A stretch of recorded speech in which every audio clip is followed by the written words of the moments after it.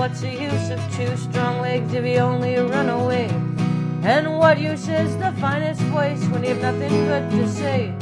What good is strength and muscle if you only push and shove? And what's the use of two good ears when you can't hear those you love? It's not just what you're born with, it's what you choose to bear. And it's not how big your share is, but how much you can share. And it's not the fights you dreamed of, but those you really fought.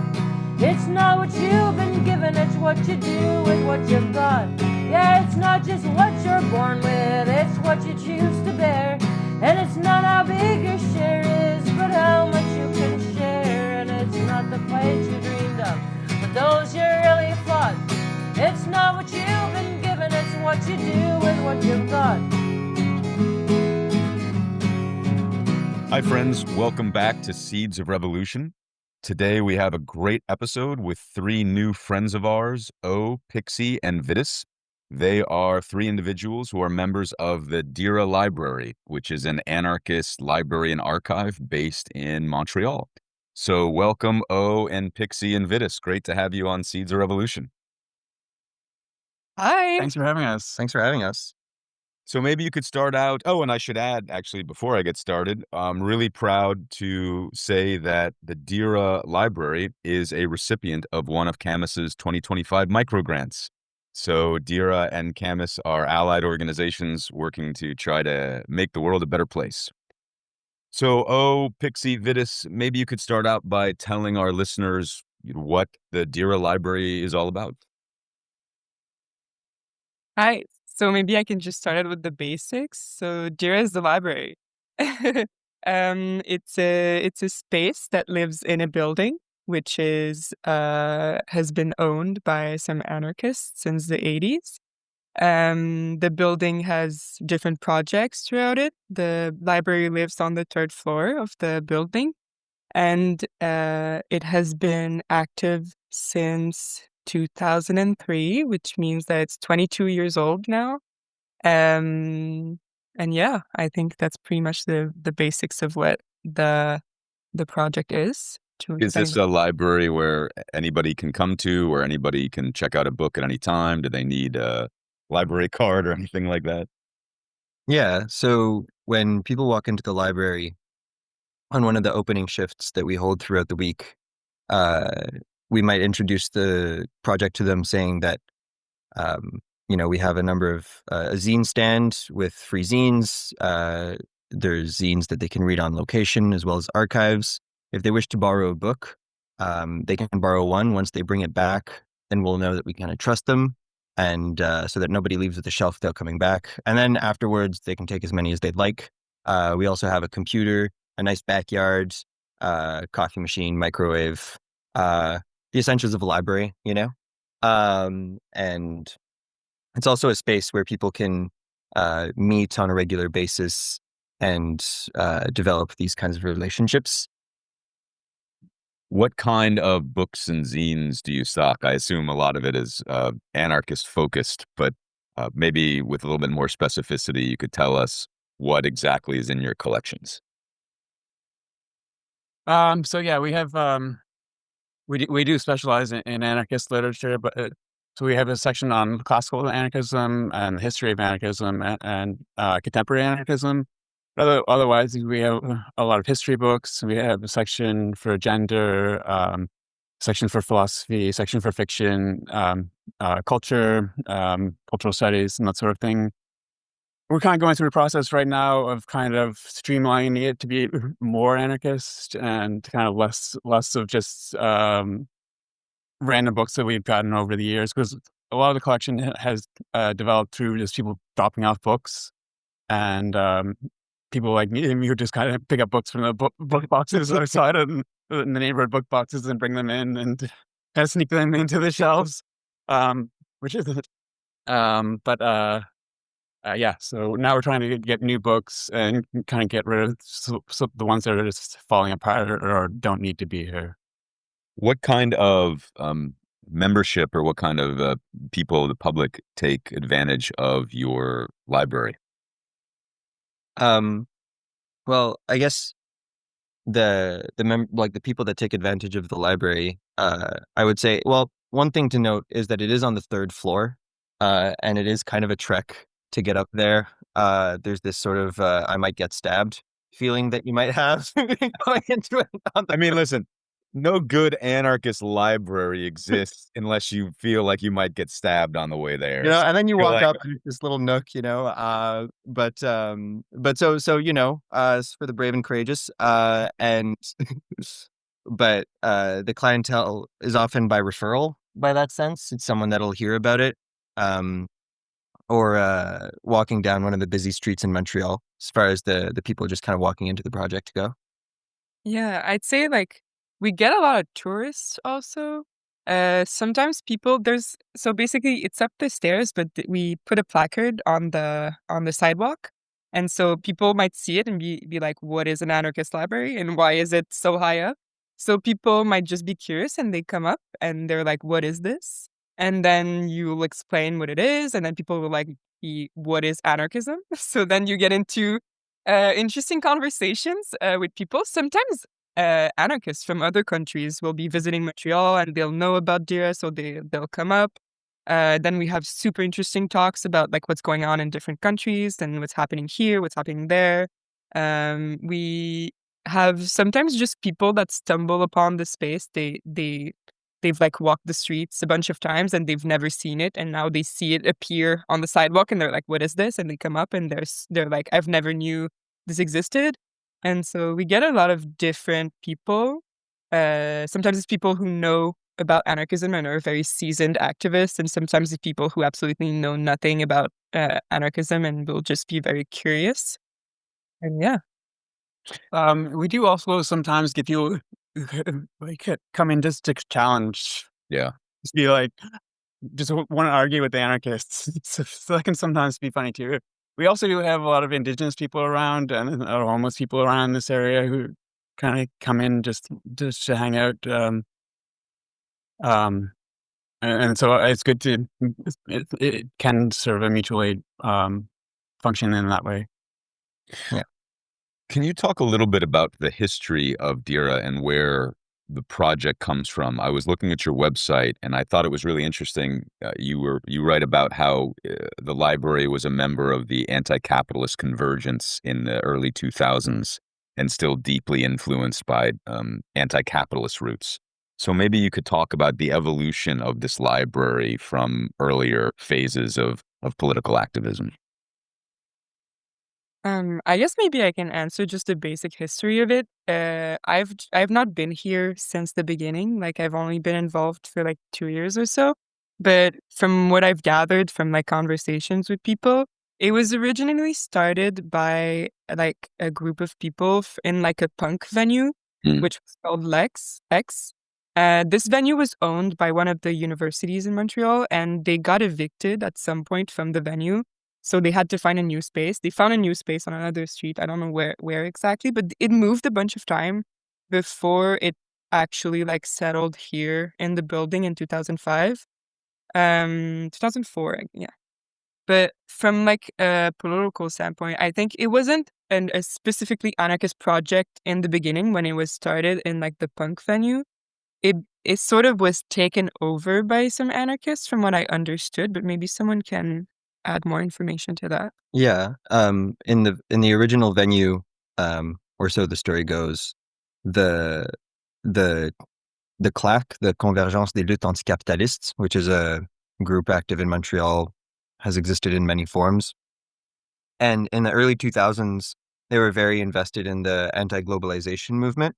And where they used to meet at the X Cafe, like you're saying, this bookshelf had, a collection of anti-capitalist books, but the people going to the meetings were just very underwhelmed by those books and decided to kind of take responsibility for that that shelf. And then as they did so, relational infrastructure gets created to improve the books, acquisition processes, yada yada. And then once it got to the space where it is now, the the crew that seems like it took it on ended up being more of leftist kind of anarchists. And in its history, it's at points was kind of like a lying low in the anarchist milieu in Montreal. So talking to, say, more insurrectionary anarchists that were involved in 2015, 2016, none of them had the idea of sort of doing meetings at DIRA or being really involved at DIRA because they might have seen that as something that was more like anti-globalist struggles that didn't necessarily jive with the perspective that they held at that time. Now it's more like it's very ecumenical anarchism, if we want to put it that way. And its history reflects a lot of flexibility, I would say, which is how it stayed around for that long. That's really interesting. What you described reminds me a lot of Camus, because Camus started as a one bookshelf in a local coffee shop that was frequented by people who were in the punk scene, and then Camus has also moved to a more ecumenical anarchism, embracing lots of different tendencies. So there's a lot of parallels. That's really wonderful. Vitis, did you have something to add to that as well? Um, uh, some background. David Graeber's book, Direct Action Ethnography, talks a bit about the history of clack, and some of that was that the big Quebec protests of 2001 was sort of fueled a lot of the energy going into this, I think. Yeah. What, as individuals, what sort of brought you to become involved with DIRA?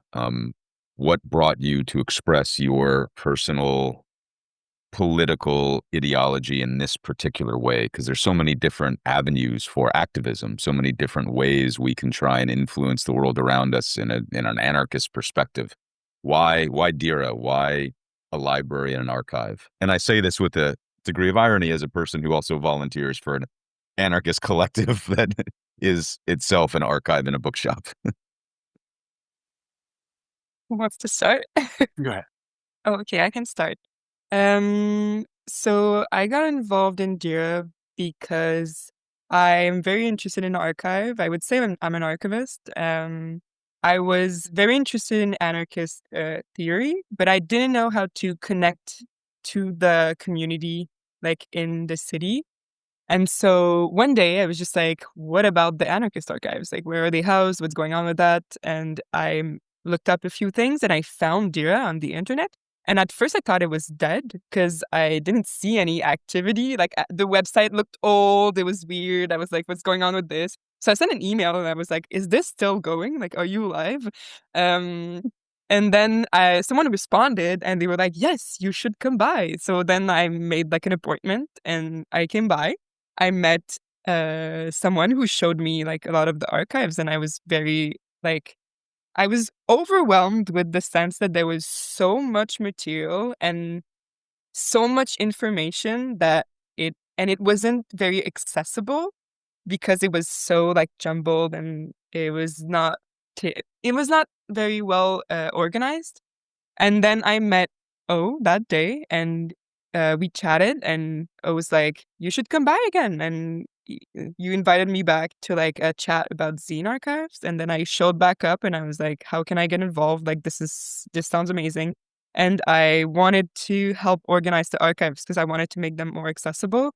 About like how you get involved and why you get involved with DIRA is, to me, it's like access to information is very, very, very important. I think it's my main thing in life is giving access to information to people, to anyone. And so it really just called to me. I'm also like a library rat. I read a lot. It's one of the ways that you can get involved that is very accessible. Like it's a point of entry. You can come in, you can talk to people, you can get to know people. It's a way like you go to a protest and you're not gonna like sit down with someone and be like, how'd you get into this? And like, why are you here? And blah blah blah. Like that sounds weird. Like you wouldn't do that at a protest. So getting to know people in those like sort of actiony type of things, it's not very doable. And so to me it was like my way of getting involved in something that's very material and concrete. And so, yeah. Yeah, I got involved a bit earlier, around 2017. And I'd been involved in the Robert Street Social Center in Halifax, another a social center. It had a zine library and a screen printing studio, and they did an artist in residency program. That was back in 2011.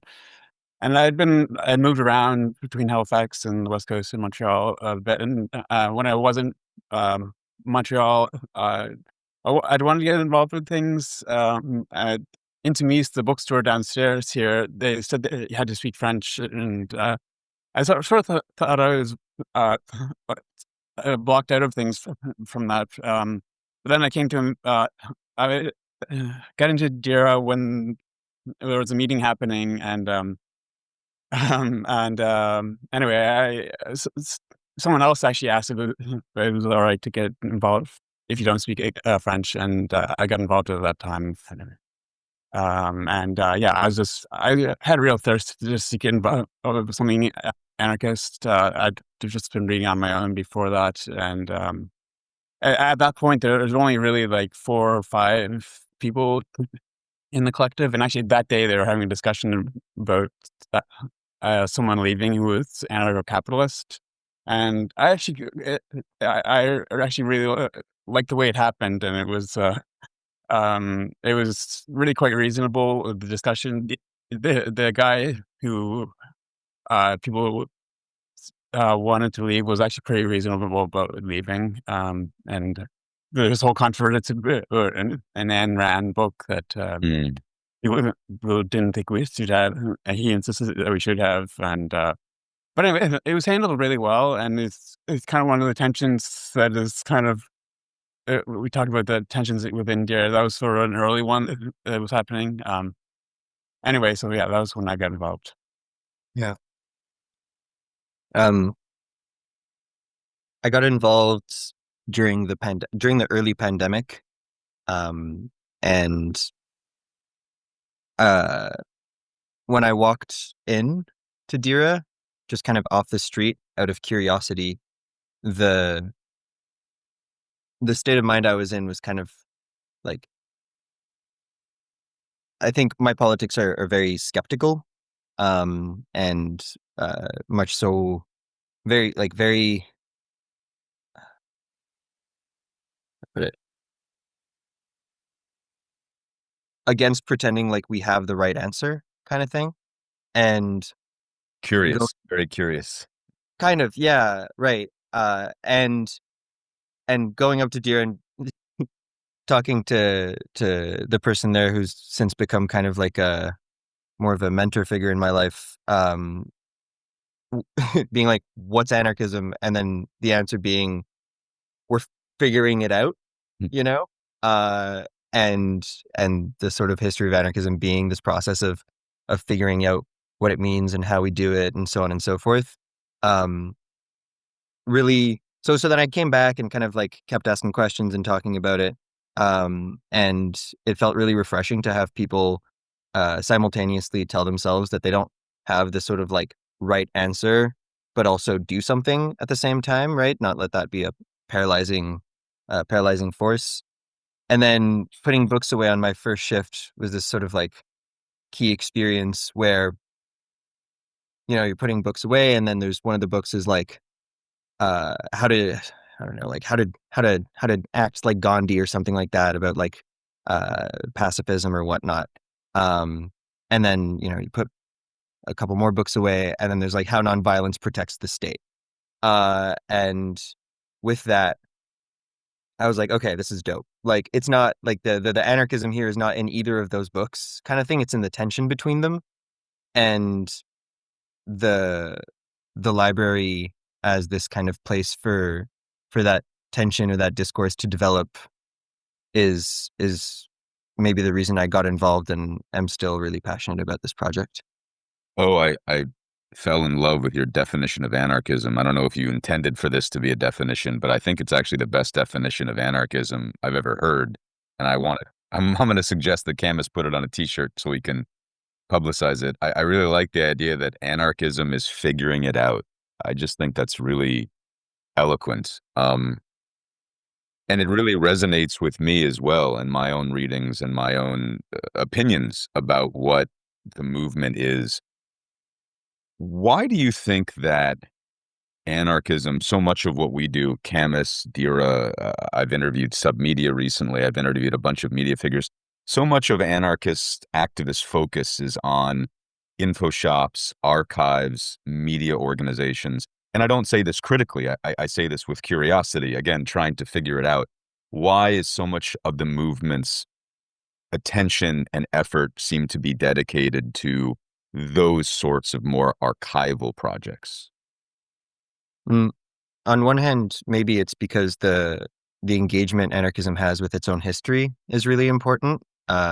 In part, being able to know where you come from, what's been tried before, like the La Belle Époque style of propaganda by the deed is something we want to keep in mind and learn from, yada yada. But then a lot of those projects are oriented not around having infrastructure that's ideological in itself, like maybe a party would, that sort of has an answer within its infrastructure. But a lot of these projects, like DIRA, but space projects and media projects, are about being able to communicate an evolution of understanding, right? Or to be able to contain within them tensions and developing ideas.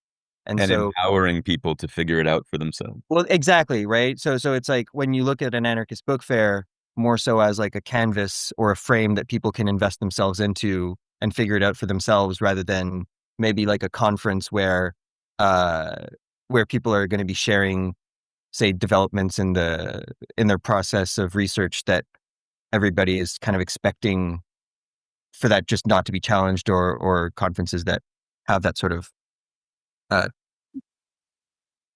magistral. I don't know, like you can edit this part out, but um, but yeah, as opposed to conferences that are more so about explaining an acquired truth Mm. rather than asking questions and having people figure it out for themselves. Makes sense. Yeah. Pixie. I would say like Deer is always just asking questions. Like just the everyone in Deer is just always trying to figure it out. We're always trying to like we're always just learning from our last steps. And for the way that anarchism can shape different projects into like media technologies.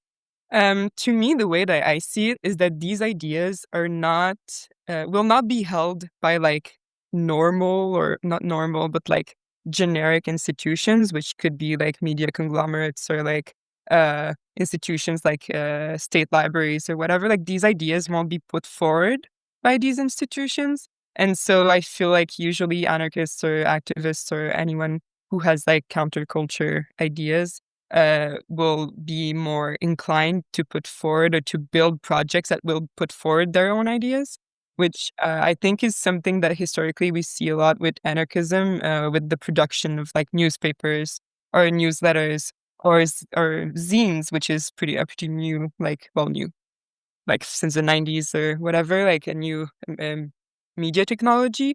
Like there's this way of framing it, which is like, if nobody else is gonna do it, then we're gonna do it, and we're doing it on our own, which is often like autonomous projects that are independent in their own means and which will put out their own information for people to access it. And that access is also super important with where it's like um just putting forward access to information by way of distributing our own material, our own ideas, where we don't rely on anyone else to do it.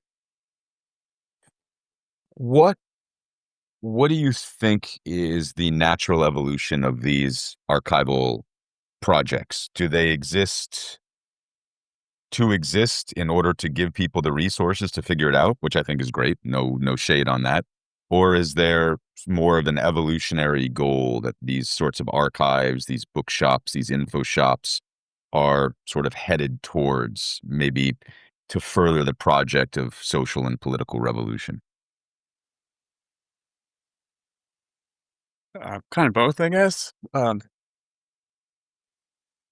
Yeah, I think for us, like connecting with other groups is a big part of it, and like creating more of more connections throughout Turtle Island, and but also in the city itself, creating more kind of sharing more visions of how we can make the city more anarchist, more like having more collectively run spaces.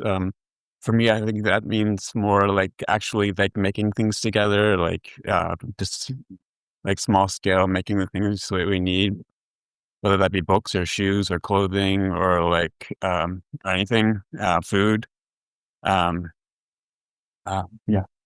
Vidas, you talked about making the city more anarchist. Have you all faced any sort of blowback or repression from police, from Montreal government? Does the city even know you exist? If they do, have they given you any shit for it, or are they just off pursuing capitalism with reckless abandon? Kind of just sometimes when we have what we call a terrain vague outside here, this sort of unused space that it's kind of grown over. But so sometimes we've had parties out there that the police are showing up for, but otherwise, just the space itself, they mostly leave us alone. Yeah, I think that there's a number of factors that contribute to the, how to put it, like DIRA is situated in a building that is owned by anarchists. Mm. And so uh, we're well within the sort of like social peace, if you will, that the police is there to protect. And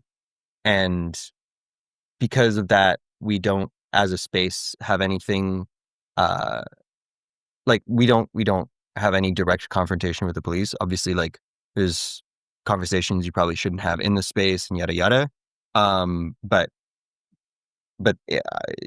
like DIRA is not a project that is facing any repression in the way that like a food not bombs might, because it does have that like rupture in the social peace in that kind of way, or any other action. Just to go back to your question about the natural evolution and the change in purpose of a space like this, the question of adaptability can also be it's also like it seems like it touches on the question of like anarchist print culture that that DIRA is a part of, where on one hand the some people might say that the purpose of anarchist print culture in an archival sense is to conserve information for its own sake. And then one of the things that defines anarchists projects that relate to like information sharing, like DIRA, is also in the way that they go to inform action, and don't, and it's like at its best sees DIRA as being integrated into the anarchist milieu in that way that walking out of the library, you'll be able to act in the world in a way that's more informed. Mm. You know, and organizing the libraries, at least its culture, if not its books, around that is really important to us. And so it's natural evolution being a reflection of how the sort of reality on the ground is changing. Yeah, I think it's one of those things of giving the means towards the ends. It's like giving people, because having a space is very, very important for people to be able to do stuff. Like just having a space where people can meet, can talk, can express themselves freely, can act, even have agency, like feel like they can have agency over the space, feel autonomous. Like giving people this space to act, maybe feeds into like the imaginary of capabilities that you may have outside of this space. So I think that's how I would see it. That's a beautiful way of phrasing it. I love that. What, Pixie, and then and Vidas, what has been the most personally fulfilling part of your involvement with DIRA? I know, Pixie, you were saying you were an activist and a bibliophile. I don't know if that plays into it, but what do you find most personally valuable about your activism? Like in general or towards DIRA? Towards DIRA, yeah. Yeah. I think towards DIRA, because my whole focus in life is archives. I think I'm maybe too deep into it. I may be too deep into it. But to me, like the most fulfilling things, like it sounds very unremarkable. But the most fulfilling things in someone asking me a question and being like, I know where you can find information about that. And someone being like, oh, do you know about like a certain initiative that might have to do with like this squat that happened? Like, and I'm like, yes, actually, I do have documents to show you.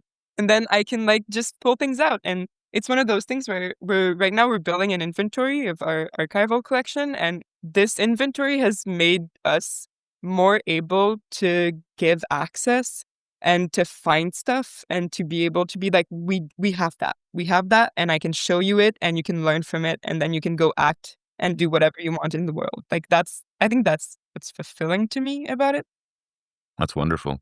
Vitis, what about you? Um, I think just talking to people and having these conversations that spontaneously come up, and also just seeing how the collective evolves and seeing how new people bring new things. Like Pixie's brought all this energy about archiving, and always brought all these different different perspectives, and we kind of brought a new energy for like organized different events, and just seeing how all these new things sprout out of the collective and create new things. Great. And what about you? Being involved in a space like DIRA that's so kind of like idiosyncratic in its way, where, say, for instance, for like the longest time, we weren't talking about it as a collective in our day-to-day language. We just kind of had people that were involved in it and did things. And our general meetings aren't general assemblies where there's like a membership list. It's just a good place to coordinate our initiatives on this thing that we all care about. And I kind of took that for granted when I started being involved there. Its emphasis, or the way it works, being based in the relationships that people maintain with each other, and the common, for lack of a better word, like the common dreams that we have about how the space could be more interesting and what we could do. It's really fulfilling to lean into that kind of culture that's very different from the sort of membership based anarchist collectives, or that has much more of an emphasis on creating common understandings than for instance like a charter, or like a base set of like a program or a set of principles that you have to like agree on to come in. For instance, like when someone asks if they can get involved, the first thing we'll tell them is go to shifts and meet the people, right? As opposed to like, here's a key, and actually like you can do that completely siloed away, without any sort of relationship to anybody else, right? And so being able to lean to that, creating that community, I guess, for lack of a better word, is something that's been very fulfilling. What is something, if I could come to Montreal and I could only only read one book or one zine or one resource in DIRA, what do you have that you think everybody should read? If everybody could read one piece of material, what do you got? That's the hardest question I've ever been I asked. know, that's why I asked it. Are we allowed to push back against the premise of the question? This is an anarchist podcast. I'd be disappointed if you didn't As a- push back against the premise of the question. Where people walk in and they're like, what's the best intro to anarchism? And then the follow-up question is like, what are struggles that you are in, or like, what are you interested in? And kind of like, where's your life at? I don't like, Yeah. I've seen a lot of DIRA shifts where that happens like all the time, right? And the job of the DIRA steward, I guess, is to kind of get to know the person enough to recommend something that would resonate with them, or that would be useful to them, or something that like touches on something they care about or might surprise them or whatnot. Yeah, I feel like sometimes people come in and they're like, what is the one book I need to read to understand anarchism? And every time I'm like, what does that mean? And I feel like it's really hard to give people one book, one recommendation, because even the literature on anarchism can sometimes have a lot of tensions between it. It doesn't agree with itself. Like Sometimes it's mutually exclusive. Yeah. yeah, and even so, it's like even something that I may agree with and that I may be super interested in, I might just be like, this is not for you. And I've done that before. I've been like, I love this book, but from what you've been telling me, I don't think you'll like it. Um, so yeah, I think for me, the most interesting material is that if you're from outside the city, we have a lot of things that you can take that are free and that you can leave with. So I think that's the most interesting thing for someone who's just comes, visits and whatever. So maybe zines that are written in the city and that are printed here and that talks about the struggles that are happening here, or even like we have newspapers, like a lot of collectives put out newspapers, so you can just take one. We have a lot of stickers, so you can decorate your city. Uh, anyways, I would just say like honestly, like to me, which is might be my bias towards like material that is like printed by the community, is like that that is the most interesting thing because you then can leave with like a piece of what's going on here, I would say. So yeah. Goodness, how about you? Yeah, I love when that question comes out and a book just kind of jumps out of the shelf. Something's just kind of there. This is like, this one is the right book in this situation, but it's never really something that's preconceived. But so you just find that moment. Anarchism is figuring it out. I love it. If when, I shouldn't say if, when people who are listening want to stop by, want to support you, yeah, where can they go? Can you tell us your hours that you're open, where you are, a website that people can access? We have very chaotic hours. So I would say you should go on bibliodira.org. So that's, yeah, you maybe you can write it in the description. But yeah, and there's a hours and contact page, and then you'll find our hours. The hours change sometimes. We update them every month because sometimes people's availabilities change. And most of the time we say we might not be always reliable because like this is not a job. We don't get paid to be here. Like nobody gets paid, and so people aren't also obligated to do anything. If mostly people just show up because they want to, and so sometimes I guess you can call. We have a phone number. We're open most afternoons, so not many or mornings. Yeah, And I would what say what number. is the website? I'm sorry. It's biblio BIBLIO DIRA.org. Great. And that's where people can find you and get more information. Yes. Yeah. Another way of supporting actually is the building is going through or needs major renovations, and there's a fundraising campaign happening right now for that. So if maybe you want to put that in the description as well. Yeah. Sure. And if people want to donate to the fundraising effort, is that also on bibliodira.org? No, we have another website. It's called, it's in French, sorry. It's Diffusion Libertaire. I'll send it to you, and you can add it to the podcast description if you want. Absolutely. Any final thoughts for our audience about DIRA, about figuring out on their own, about what you want our audience to know about your efforts? It's really important to us that your audience is aware that this podcast is three people who are involved at DIRA and that we're not representatives of DIRA, right? And that like walking into the space, you might meet someone with completely different perspectives. Sure. And some of the stuff we've brought up is our understanding of the sort of like collective understandings that are always kind of moving around and in progress.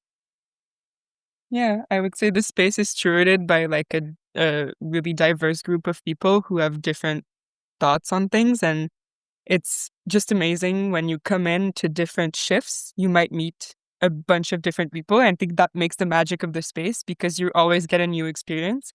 And it's never like people just don't operate on like a script. Like people just work the space how they want to work the space for every shift. And if you work a shift, well, work. If you volunteer for a shift, you can just act in the space as you wish for the space to be. And so, yeah, I think that's one of the most important things.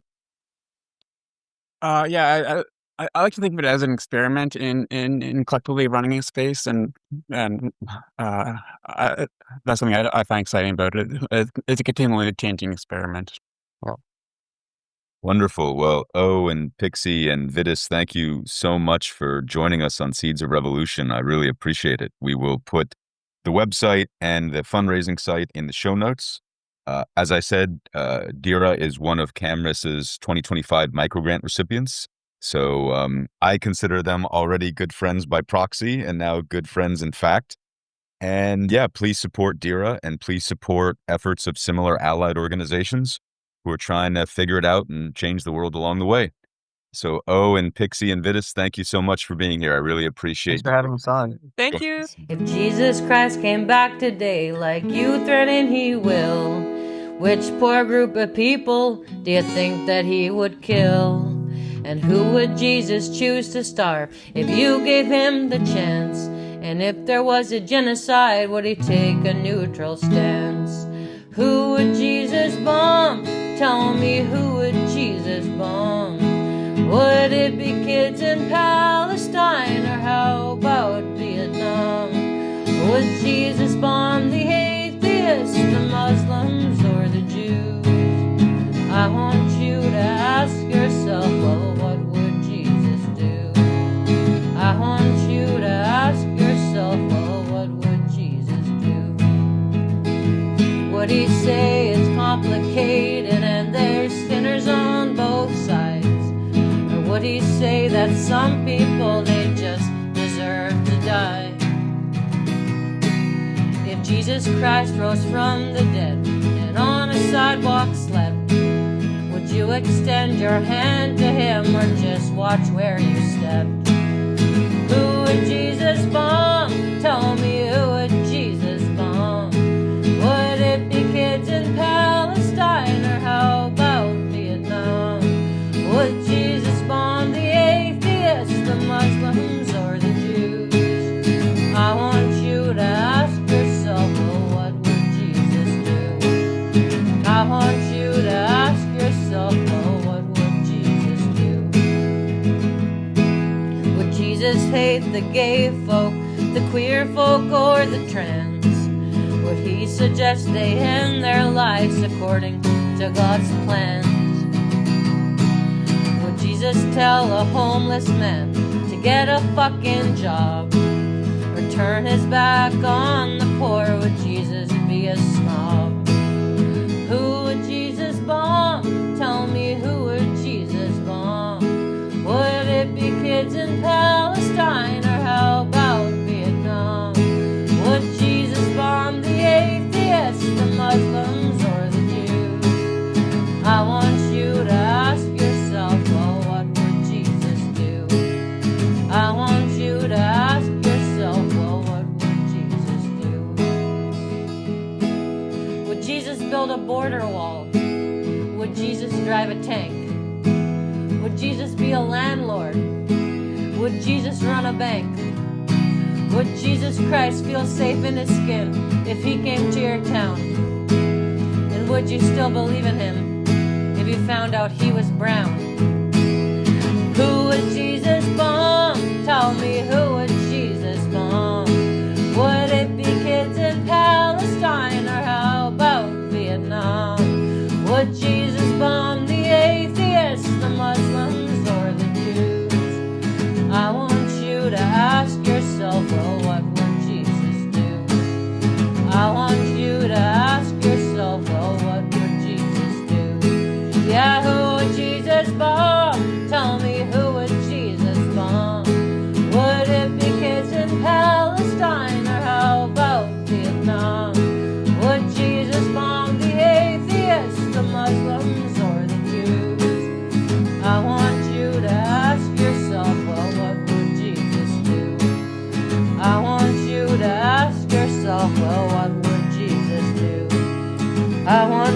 to ask yourself, well,